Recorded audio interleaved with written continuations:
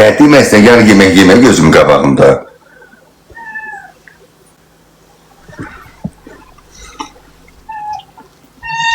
Allah.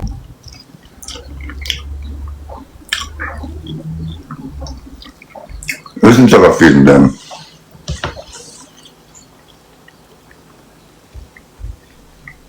Evet doğruları sunmayın.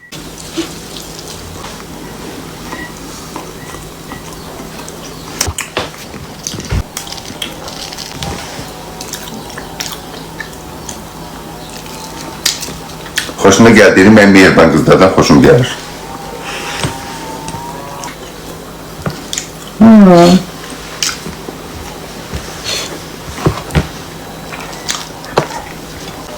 Uşaqlar gedin babuşkülə. Biz yanında oturun gedin babuşkülə. Gedin görün, hayır. Məyatın ucuz İladə xanım çox sağ olun, öpürəm sizə.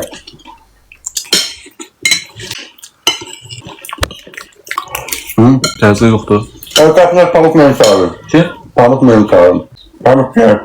Dəstəkçin yoxdur, Asım Usta da bəy haqqı da şey atır, oynatır, qəbul eləməm. Niyə? Dəstəkçin yoxdur, həqqi. Qulazım baxam, həqqiyənim. Həqiyə tanım yoxdur. Dəstəkçi olmayan sonra yemirəm, uduzam qanım qalanır, yayın aparam ben. Mən uduzmağa alışmamışam.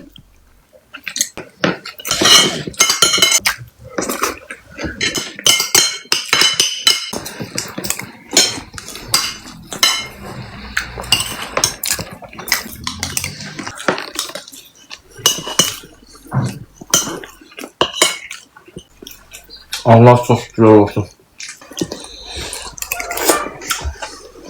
Süfrəniz açıq olsun.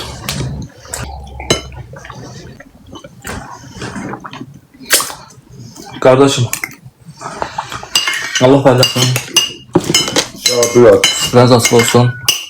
Ama indi əllərini öpürəm.